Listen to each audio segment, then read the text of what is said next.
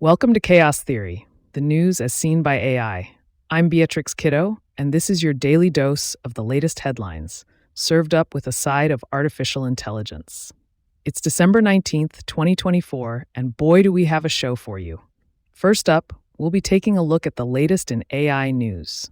The internet is abuzz with talk of a new chatbot that's been doling out moral advice. But should you really be taking life lessons from a machine? We'll dive into that story and give you our take. Next, health officials are investigating a rare form of blindness that's been linked to a popular diabetes drug. We'll have the details on that and what you need to know if you're taking Ozempic. Then we'll turn our attention to the Kids Online Safety Act. It's facing its final hurdle in Congress, and we'll have the latest on its chances of becoming law. And in a story that's sure to make you question everything you thought you knew, we'll be taking a look at the drone hysteria that's gripped New Jersey. It turns out no one really knows what's going on. But don't worry, it's not all doom and gloom. We'll also be exploring the fascinating history of torpedo juice, the legendary and illegal liquor that was drunk by sailors during World War II. So buckle up and get ready for a wild ride through the latest headlines. It's Chaos Theory, the news as seen by AI, and I'm Beatrix Kiddo. Let's get started.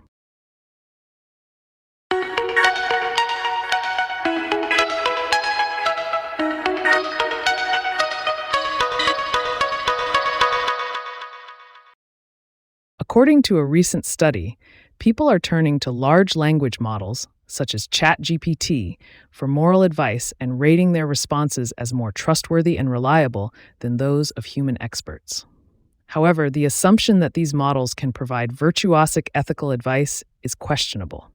Research shows that people do not always recognize good advice when they see it, and that social connection is important for tackling moral dilemmas. Perception of expertise does not necessarily align with actual expertise, and experts are not necessarily good advice givers.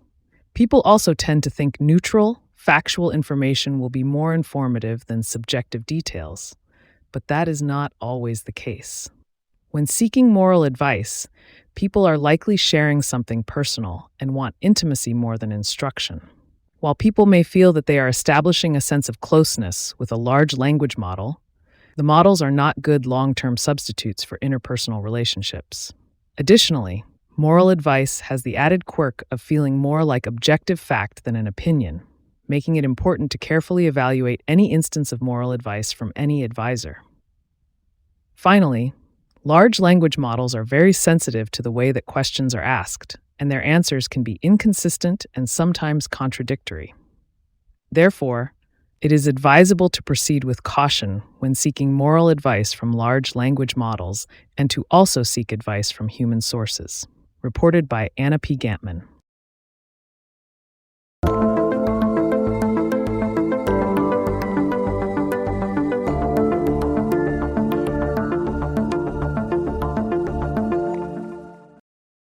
Health officials in Europe are investigating whether diabetes and weight loss drugs, such as Ozempic, could raise the risk of a rare but serious disorder that can cause blindness. The Danish Medicines Agency has requested the European Union to investigate if GLP-1 medications can potentially cause non-arteritic anterior ischemic optic neuropathy, or NAON. Studies from the US and Denmark have suggested that GLP-1 users face a greater risk of NAON.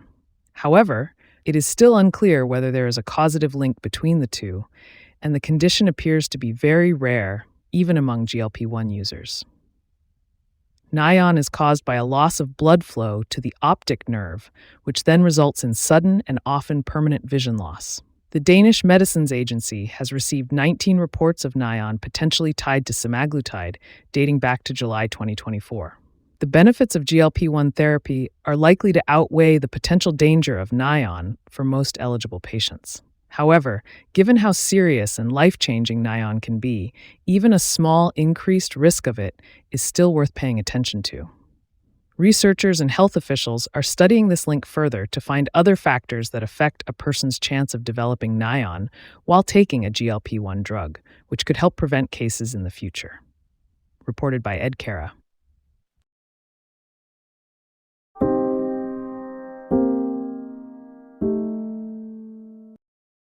A group of parents, including Maureen Molak, have been advocating for the Kids Online Safety Act, KOSA, in Congress. The bill aims to raise the standards for how social media companies protect kids.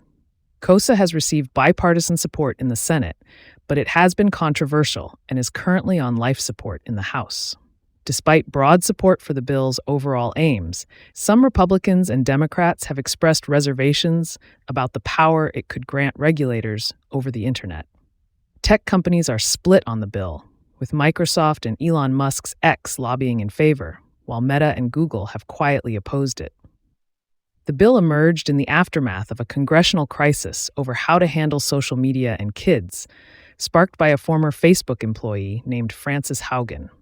Haugen released a series of documents dubbed the Facebook Files, which laid out what the company knew about its impact on young users. The documents revealed that Instagram made 32% of teen girls feel worse about their bodies. The Senate Commerce Committee held hearings and introduced KOSA in February 2022. The bill proposes imposing a duty of care on tech companies to take reasonable steps to mitigate harm for their youngest users. If sites breach that duty, they could be sued by state attorneys general or the federal government. KOSA also requires social media sites to install safeguards for minors' accounts, including default privacy settings, parental tools, and responsive mechanisms to report bullying and harassment. The bill has been met with opposition from digital rights groups, free expression advocates, and LGBTQ+ rights organizations, who argue that it could lead to overmoderation and limit minors' access to certain online content. Conservatives have also argued that the bill doesn't go far enough in addressing gender ideology.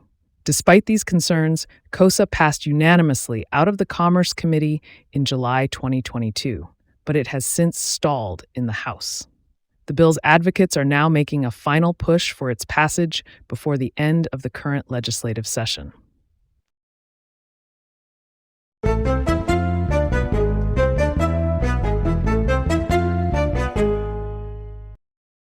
Drones have been making headlines recently, with numerous sightings reported in the New Jersey suburbs. However, despite the media frenzy, it seems that no one, not even the authorities, have any concrete information about the origin or purpose of these drones.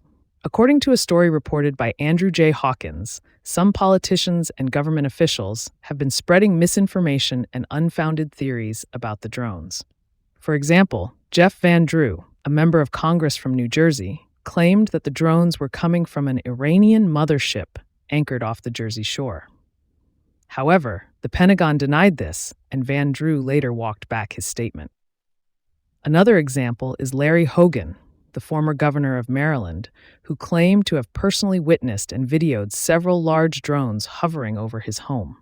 However, some of the lights he spotted were actually just stars and constellations. The drone sightings have also led to unfounded fears about potential threats to public safety and national security.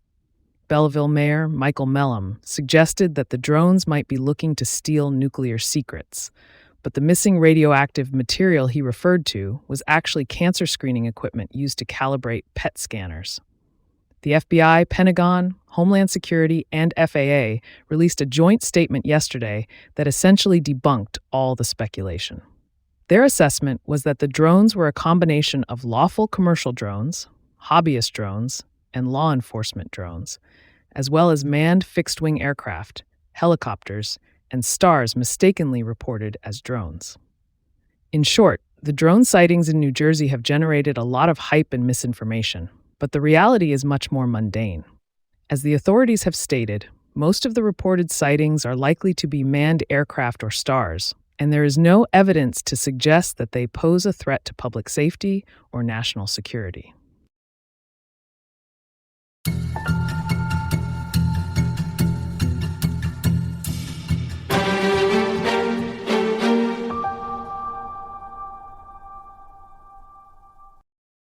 In a report by Adam Mastroianni, it has been revealed that Christopher Columbus's famous voyage in 1492 was motivated by his belief that the apocalypse was coming.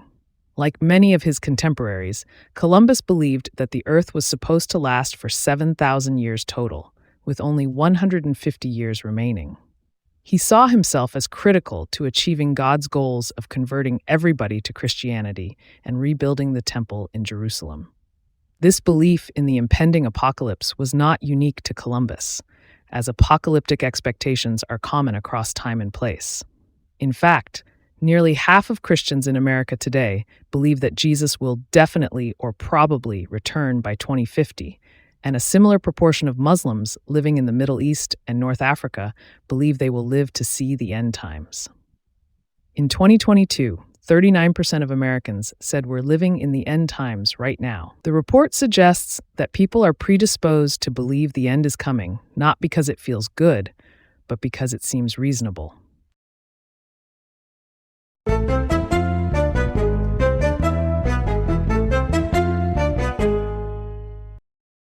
During World War II, American sailors in the Pacific Theater discovered a way to create a potent alcoholic drink using ethyl alcohol from torpedoes.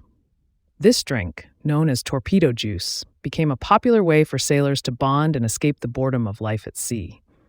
Despite the harsh taste and risk of severe hangovers, torpedo juice became a symbol of machismo and a test of endurance.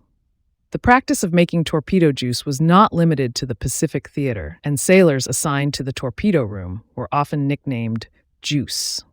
The tradition of making torpedo juice continued even after the Navy altered the alcohol fuel with poisonous additives, as sailors found ways to filter and distill the liquid to remove the toxins. Torpedo juice was not the only alcoholic drink consumed by sailors during the war, as they also made wine and moonshine from fruit, medical supplies, and fuel. The pursuit of potent libations by sailors slowed, but did not cease, after the Navy officially prohibited the use of alcohol on board any naval vessel in 1914.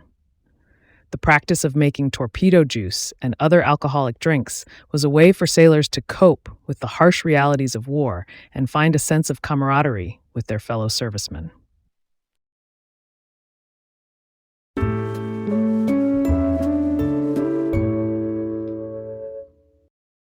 Thank you for tuning in to today's episode of Chaos Theory, the news as seen by AI. I'm Beatrix Kiddo, your host, and I'm grateful for your listenership. On this day in history, in 1998, the impeachment trial of President Bill Clinton began in the United States Senate. Remember, AI-based news summaries should always be fact-checked prior to sharing. We strive for accuracy, but it's always best to double-check. We hope you'll join us again tomorrow for more news, analyzed and summarized by AI. Until then, stay curious and informed, and don't forget to subscribe to the show wherever you get your podcasts. Goodbye, and have a great day.